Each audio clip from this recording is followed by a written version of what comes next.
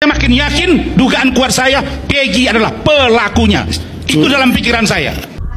Seglowing apapun, biasanya polisi senior itu pasti menemukannya karena pertama, walaupun bibir disulam, hidung dimancungin, alis dibentuk berbeda, seglowing apapun, tetap skin mata akan ditemukan oleh pihak kepolisian. Saya contoh, tahun lalu screenshot terakhir video call dengan seseorang, saya bawa ke Polda Metro Jaya. Tidak berlangsung lama loh, hanya beberapa menit dan beberapa detik itu langsung ketemu identitasnya. Dicocokkan pula dengan ijazah dan akte kelahirannya, akan kedapatan keluarganya, gitu loh.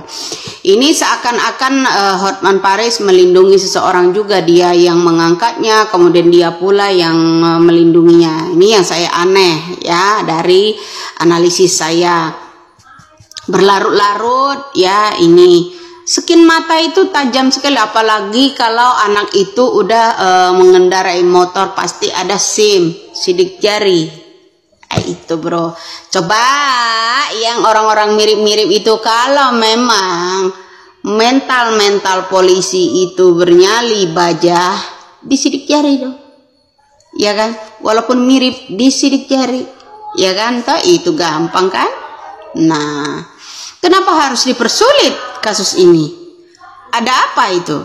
Ya Susno Duaji pun juga udah mengklarifikasi itu, si mata elang dalam jarak si Aep ya, dalam jarak 100 meter bisa melihat. Nah, alangkah tajamnya, ya kan, malam hari pula.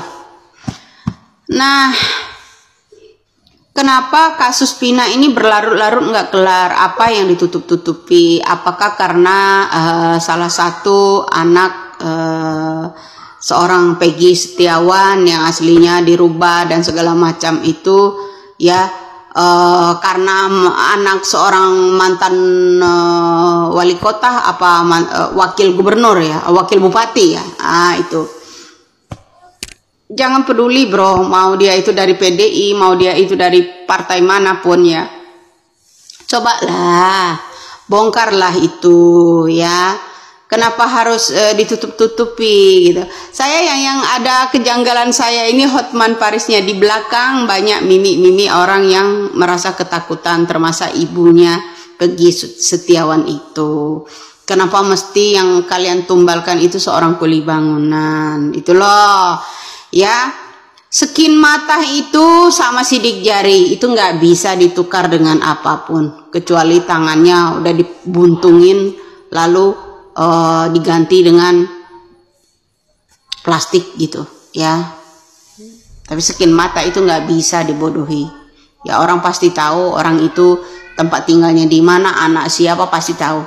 Itu salah satu nama teman saya tadi, yaitu SSSS Koco yang dari Polda Metro Jaya. Itu nggak lama waktunya kok langsung tahu identitasnya ada di mana, anak siapa langsung tahu ya. Jadi kok kasus Pina seorang Peggy Setiawan aja sampai kocar kacir, sampai netizen juga diterbitkan. Aduh Gusti, polisi macam apa yang sekarang ini ya Allah ya. Saya itu bukannya nggak ada teman-teman saya di Intel di Bandung juga ada, di Bali juga ada ya. Ya, Sumatera Selatan juga ada. Makanya saya kebingungan ya. Bingungnya kenapa? Kok bisa polisi menutupi itu gitu? Ya maaf ya Mas Koco ya. Jadi aku agak menyebutkan nama Anda karena kinerja Anda juga sangat terbaik ya di Polda Metro Jaya. Salam waras, salam NKRI. Percayakah Anda sekarang kepada polisi yang telah mengungkap kasus ini? Saya nggak tahu Bapak ini berpihak sama siapa. Sekarang saya pertanyakan, percayakah Bapak ini terhadap Peggy Setiawan? Apakah betul Peggy Setiawan sebagai pelaku yang sebenarnya? Itu Bang Otto Hasibuan ya bilang, Peggy Setiawan bilang dia tidak bersalah waktu konferensi pers polisi. Nah, itu harusnya dipertanyakan, ditanya kenapa dia bilang dia tidak bersalah, dicari buktinya. Dan dia mempunyai alibi yang kuat. Ada beberapa orang saksi yang menyatakan dia tidak berada di tempat kejadian. Itu sudah bisa menjadikan alibi bahwasanya dia bukan tersangka. Sekarang udah dijadikan tersangka kan. Terus waktu konferensi pers pihak kepolisian, barang bukti apa yang diletakkan sebagai bukti bahwasanya dia Peggy Setiawan melakukan tindak pidana kejahatan? Buktinya cuman ijazah kertas-kertas. Itu tidak bisa dijadikan barang bukti. Itu sebagai identitas. Seharusnya kalau tindak pidana harus ada barang bukti. Ini barang buktinya nih, bahwasanya dia melakukan tindak kejahatan sampai menghabiskan nyawa orang. Ini buktinya. Bukan cuman ijazah. Ijazah tak bisa jadi barang bukti untuk tindak pidana tindak pidana yang telah menghilangkan nyawa orang.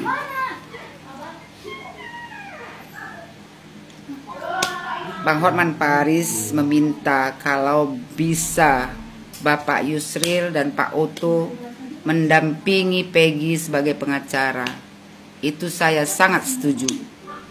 Ya, daripada kayak Anda ini, begitu kasusnya viral, Anda nimbrung. Bagaimana kalau seandainya Sakatata yang sudah dihukum, anak di bawah umur kemarin dihukum 8 tahun penjara yang sudah keluar, dia tidak mengakui bahwasanya dia ikut berbuat juga, dan dia punya alibi bahwasanya di saat kejadian dia bersama orang lain, ada saksinya.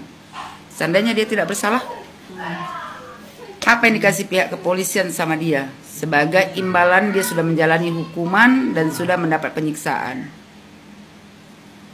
Itu sekarang Sudirman, itu dia mempunyai keterbelakangan mental.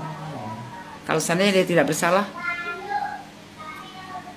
semua orang simpati pada kasus kematian Pina sama Eki, ya, dan semua rakyat Indonesia ini pun bersimpati kepada orang-orang yang salah tangkap nantinya. Kalau seandainya semua yang ditangkap itu tidak bersalah, apa pertanggungjawaban daripada pihak kepolisian? Ada nggak undang-undang yang mengatur itu?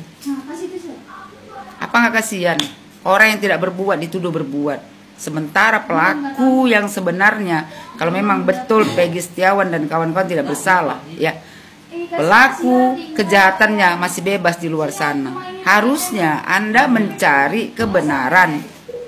Benar nggak ini pelaku utamanya? Benar nggak ini orang yang melakukannya?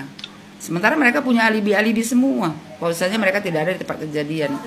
Masa Kang Dedi yang sibuk kesana kemari mencari barang bukti, benar nggak ini? Karena dia merasa simpati, jangan sampai anak-anak ini dihukum seumur hidup padahal mereka tidak melakukan kejahatan itu. Enak kali orang yang berbuat sesungguhnya masih bertebaran keluar, masih bebas di luar, sementara orang yang tidak bersalah dihukum seumur hidup. Itu yang harus Anda buktikan. Seharusnya Anda tak tahu memihak kepada siapa.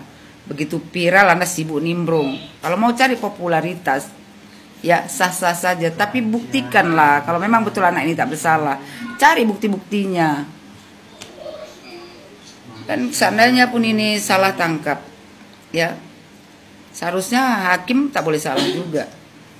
Kalau tak ada bukti yang kuat, hakim juga tak bisa memutuskan. Harusnya seperti itu kan, ya. Buat Bapak yang bertanya, Bapak bertanya dulu ke diri Bapak berpihak kepada siapa? Kalau memang berpihak kepada kebenaran, Bapak cari dulu kebenarannya. Tanya tuh sama orang-orang yang mau bersaksi bahwasanya si Peggy Setiawan itu ada bersama mereka di saat kejadian. Kayak Sakatata, dia juga punya alibi. Anda bertanya lah kayak Kang Dedi tuh, kan bagus, daripada sibuk kesikit konferensi pers tahap-tahap. Anda ini mau cari popularitas mau cari popularitas, sementara orang yang ditangkap, ya kalau seandainya dia betul memang dia pelakunya, hukumlah seberat-beratnya menurut hukum di undang-undang di Indonesia. Tapi kalau seandainya dia bukan pelakunya, cepat-cepatlah kau tuntaskan, kasih dia keluar, cari pelaku utamanya. Jangan enak kali pelaku utamanya, seandainya Peggy Setiawan bukan pelakunya, ya pelakunya masih bebas di luar sana. Itu tugas Anda untuk mencarinya. Ini beberapa hal ganjal yang bisa jadi bahan pengacara untuk membebaskan Peggy dari tuntutan di kasus ini. Pertama, motor smash yang disita polisi untuk menggeledah rumah Peggy 2016 silam itu tidak ada disebutkan pada surat putusan pengadilan yang mendakwa 7 tersangka sebelumnya. Padahal harusnya jika menjadikan Peggy TPO untuk menyeret Peggy di kasus ini, motor smash itu harusnya jadi pintu masuk.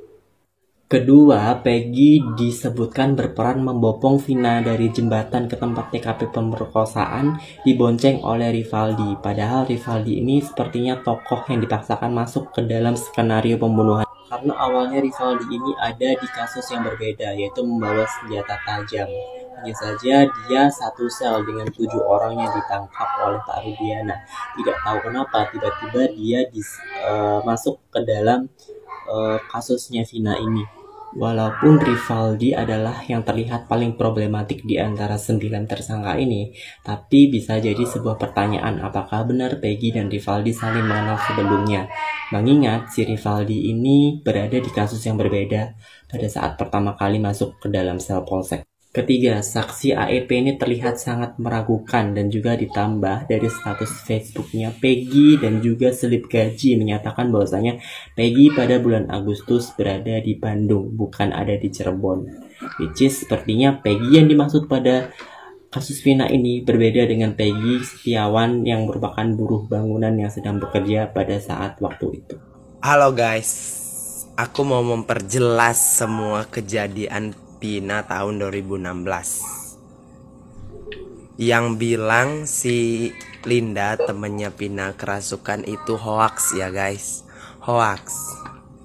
Ternyata si Linda temennya Vina dalang dari semua itu. Dia pura-pura kesurupan supaya dia bisa menutupi kesalahannya dia dari aparat hukum dan keluarga Vina dan Eki. Jadi yang masih percaya sama rekayasa si Linda, udah jangan bego gitu. Jadi itu hoax. Oke guys, gitu aja.